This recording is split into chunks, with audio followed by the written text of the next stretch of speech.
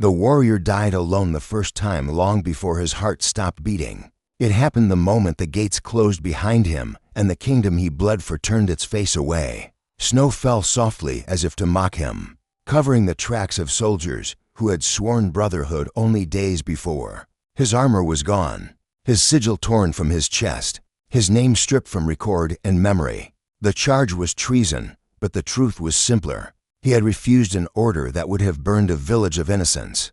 Kings do not forgive disobedience dressed as mercy. He walked north because there was nowhere else to go. Each step hurt, not just his feet, cracked and bleeding from frozen stone, but his chest, hollowed by betrayal. Hunger gnawed him thin. His sword was chipped, his strength fading. Once, children had cheered his return from battle. Now even the crows watched him with doubt, as if wondering how long before he collapsed.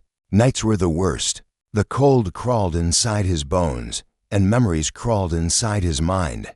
Faces of men he trusted. The king's calm voice delivering exile like a kindness. He had given everything to that world, and it had answered by erasing him. Still, some stubborn part of him refused to lie down and disappear. He did not know why. Only that dying without meaning felt worse than dying at all. The sound found him at dawn. It was not a roar. It was a broken, rasping breath echoing from the cliffs. Instinct told him to flee. Dragons were death-given wings. But curiosity, or fate, pulled him upward. He climbed until his fingers bled and his lungs burned. Until he reached a hollow scorched black by old fire. There lay the dragon. It was vast, beautiful even in ruin. One wing bent at an unnatural angle. Dark metal chains etched with glowing runes cut deep into its scales. Blood steamed against the snow. Its chest rose and fell unevenly. Around it were shattered eggs, their shells cracked and lifeless. Only 3 remained intact, faint warmth pulsing within them.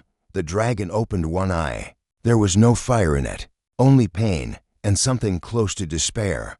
Hunters had done this. Human hands, human fear dressed as heroism. They had trapped it, cursed it, and left it to die slowly, robbed of dignity. The warrior felt a bitter familiarity twist inside him.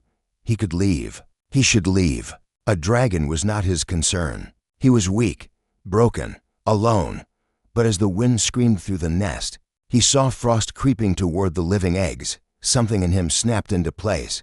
"I won't hurt you," he said, voice hoarse. He did not know if dragons understood human speech, but the words mattered to him. "I know what it is to be abandoned." The dragon did not move. It watched him, measuring, waiting for cruelty.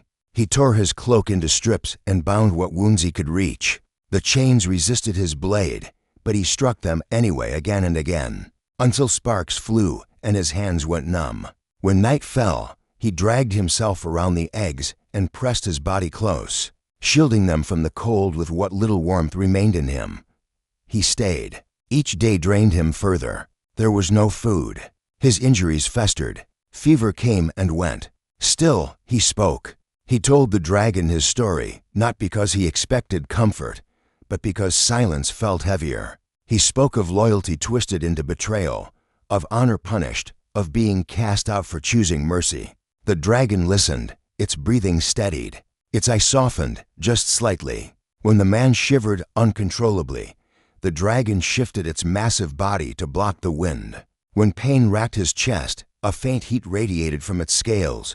They were both dying, but they were no longer alone. On the 7th day, horns sounded in the distance. Hunters climbed the cliffs, armored and confident. They laughed when they saw the nest, when they saw the dragon still bound, when they saw the thin man standing between them and glory. "Move," their leader called. "That beast is worth more than you ever were." The warrior lifted his broken sword. His hands shook, but his stance held. The first arrow struck his shoulder. The second pierced his thigh. He advanced anyway. He fought not with strength, but with refusal. Each blow he landed was fueled by the simple truth that something fragile was worth protecting. Even if the world disagreed, he killed one, then another. The spear that took him from behind drove the breath from his lungs. He fell beside the eggs, blood soaking the stone, vision dimming. He heard the hunters cheering, moving closer to the dragon. Then the world burned. A screen tore the sky open as ancient magic shattered. Fire roared back into cursed veins. Chains melted. The dragon rose in fury and grief, and the hunters vanished in ash and silence when the flames died. Only the dragon and the broken man remained. He was not breathing. The dragon lowered its massive head and pressed it gently to the man's chest. It felt the absence of warmth, the echo of sacrifice. Something old and powerful stirred within it. Dragons remember warmth. They remember hands that bind wounds instead of causing them. Lives given freely, without command. The dragon called out from distant peaks and hidden skies. Others answered. They came scarred and ancient, carrying memories of loss and rage. They circled the nest in silence, witnessing the small human who had stood when armies fled. Fire gathered, not to destroy, but to restore. They poured it into his broken body. Scales brushed skin. Ancient names wrapped around his soul. The dragon whose nest he guarded gave him part of its own flame. A gift never meant for human hearts.